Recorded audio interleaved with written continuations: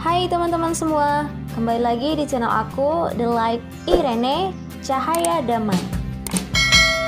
Video kali ini aku akan melanjutkan kisah tentang murid-murid Tuhan Yesus.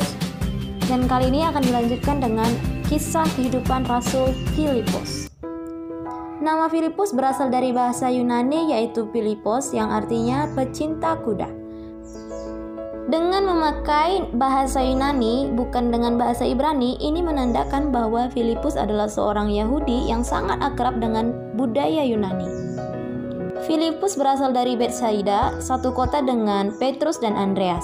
Meskipun tidak diceritakan pekerjaannya seperti apa, namun kemungkinan besar ia bekerja sebagai nelayan karena Betsaida terletak di pinggir Danau Galilea. Bagaimanakah Yesus bertemu dengan Filipus? Pada suatu ketika, Yesus pergi ke Galilea dan bertemu dengan Filipus 1 hari setelah ia memanggil Petrus dan Andreas menjadi muridnya. Ia pun bertemu dengan Filipus dan mengajak Filipus untuk ikut dengannya. Ia berkata kepada Filipus, "Ikutlah aku." Filipus sangat merespon baik dengan panggilan itu dan ia sangat bersukacita sehingga ia pun mengabarkan kepada sahabatnya yaitu Natanael. Rasul Filipus banyak dicatat di dalam keempat Injil, khususnya di dalam Injil Yohanes. Filipus memiliki sifat tidak ingin berdebat. Itu terlihat ketika ia dipanggil Tuhan dan melihat Yesus. Ia langsung menceritakan semuanya kepada temannya yaitu Natanael. Dan Natanael merespon tidak baik karena sebelumnya Natanael telah memiliki anggapan buruk terhadap Galilea, kotanya itu sendiri, sebab kota itu sangat rendah sehingga tidak mungkin menghasilkan sesuatu yang baik dari kota itu, apalagi seorang Mesias. Namun Filipus tidak marah akan respon negatif itu karena ia tahu orang yang cepat berprasangka buruk akan susah dimenangkan dengan kata-kata, sehingga ia menyarankan kepada Natanael untuk datang dan melihatnya sendiri. Dan cara itu berhasil dilakukan oleh Filipus. Natanael pun pergi melihat Yesus dan ia sangat terkagum dengan pribadi Yesus. Filipus juga memiliki jiwa yang bekerja sama dengan baik, yaitu terlihat ketika orang-orang Yunani yang sudah beragama Yahudi meminta Filipus untuk mempertemukan mereka dengan Yesus. Di saat acara perayaan Paskah di Yerusalem, Yesus juga menghadiri acara tersebut. Maka kesempatan besar untuk orang-orang Yunani bertemu dengan Yesus.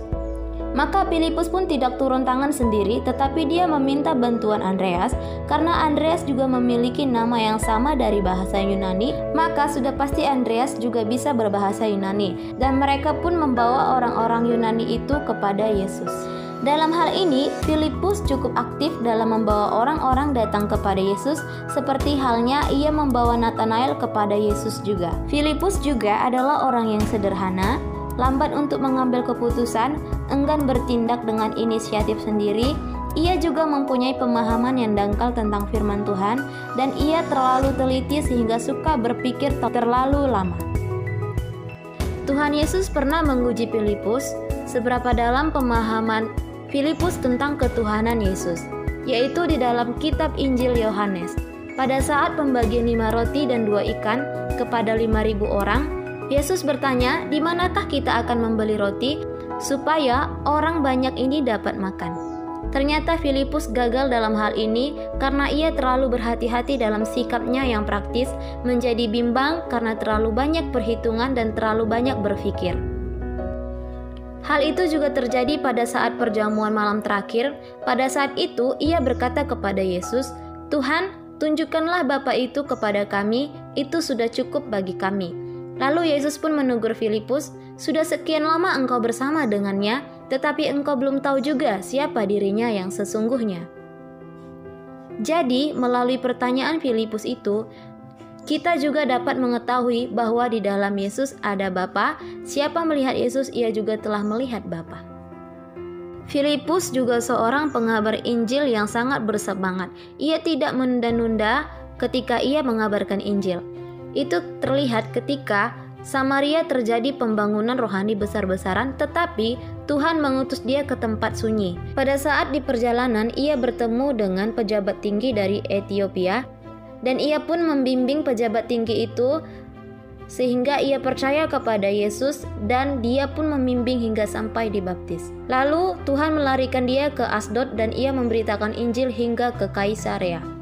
Filipus sangat rajin memberitakan Injil pada saat itu. Kisah kehidupan Filipus selanjutnya dicatat oleh pemimpin sekolah kateketikal di Alexandria. Ia menyatakan bahwa Filipus menikah dan mempunyai anak-anak, di mana putri-putrinya juga menikah pada saat itu.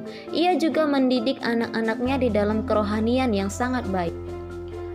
Menurut tradisi Katolik Roma, hari perayaan Santo Filipus adalah tanggal 1 Mei berketepatan dengan hari perayaan Rasul Yakobus. Pada akhir kehidupan Filipus, ia juga mati martir sama dengan rasul-rasul yang lain. Ia mati dengan disalib terbalik sama seperti Rasul Petrus. Sekian dari pengetahuan pada saat ini. Semoga pengetahuan ini dapat bermanfaat buat kita dan kita lebih mengetahui lagi kisah kehidupan Rasul Filipus. Kalau teman-teman memiliki pengetahuan yang lain tentang Rasul Filipus, boleh komentar di bawah ya. Terima kasih buat teman-teman yang udah nonton dan stay dari tadi di channel ini. Tuhan Yesus memberkati. Jangan lupa dukung terus channel ini dengan cara subscribe, like, dan share sebanyak-banyaknya supaya melalui channel ini nama Tuhan dipermuliakan.